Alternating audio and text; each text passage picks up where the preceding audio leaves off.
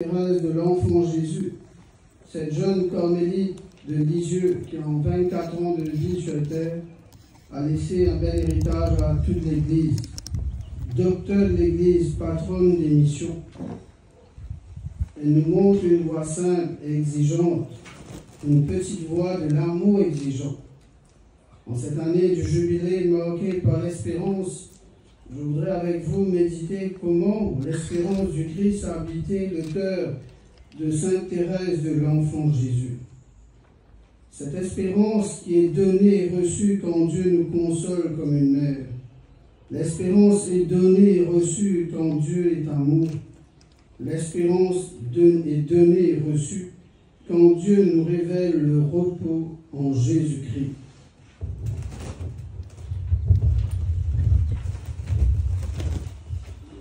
L'espérance est donnée et reçue quand Dieu nous console comme une mère.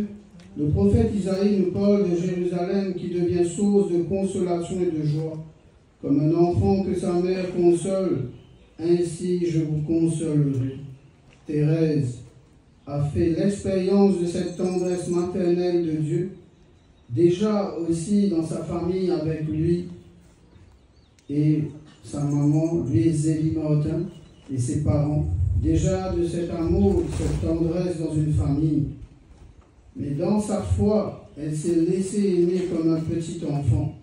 Les pèlerins d'espérance que nous sommes, nous marchons dans un monde blessé et avec ses peurs, où nous avons la conviction profonde que Dieu est un Père plein d'amour qui nous rejoint sur nos chemins. Cette mère aussi qui est l'Église se laisse consoler aussi en Dieu lui-même, qui nous donne l'espérance quand Dieu nous montre la proximité de son amour aimant.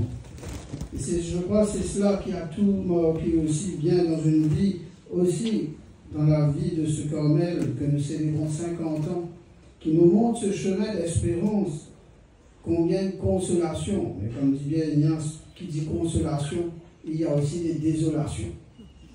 Que nous passons aussi par ces chemins de consolation et de désolation, mais que c'est bien en Dieu, dans sa manière d'être mère et père pour nous, qui vient nous consoler et nous montrer ce chemin de l'espérance, autant pour nous, autant pour l'Église, autant pour ce lien que nous vivons dans une société. Mais l'espérance est donnée et reçue quand Dieu est amour.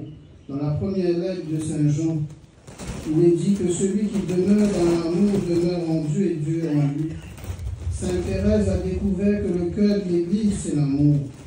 Elle voulait être cet amour de l'Église, ce qui donne sens à toute mission.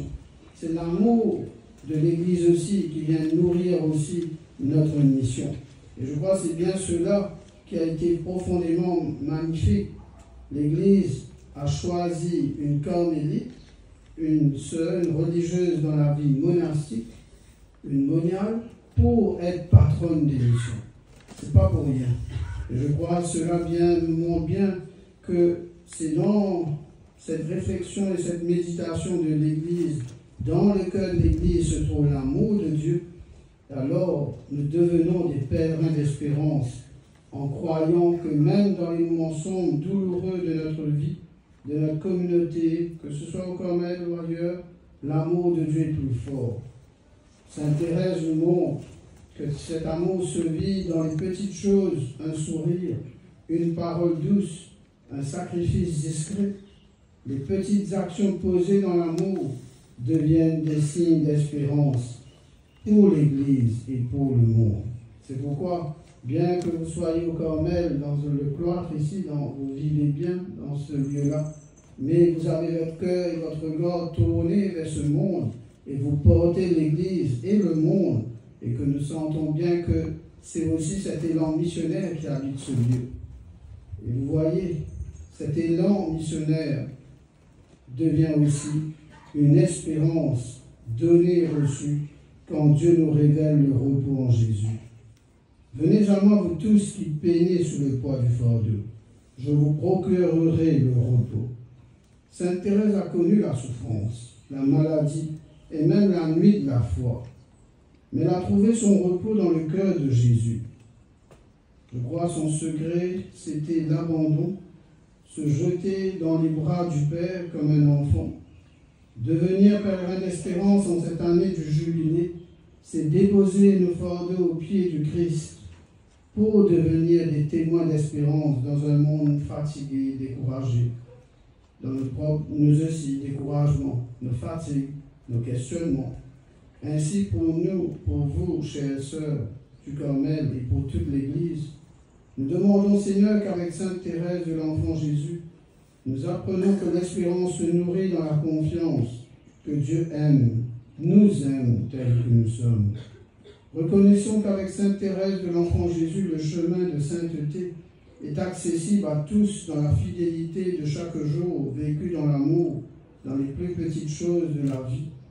Découvrons que le pèlerinage ne consiste pas à voyager au loin, mais comme Sainte Thérèse de l'Enfant Jésus, ne quittez pas le Carmel. Et peut-être pour nous, c'est nous rappeler que c'est nous aussi le Carmel de notre propre vie.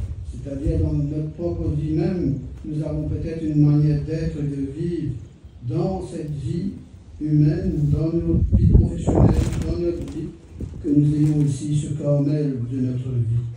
Nous discernons les signes d'espérance, de solidarité, de communion, de paix et de fraternité.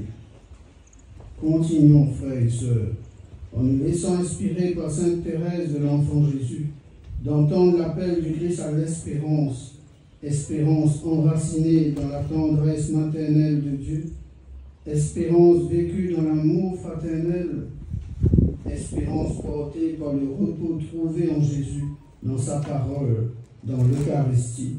Tu nous as fait pour toi, Seigneur, et notre cœur est sans repos, tant qu'il ne demeure en toi. Au nom du Père, et du Fils, et du Saint-Esprit. Amen.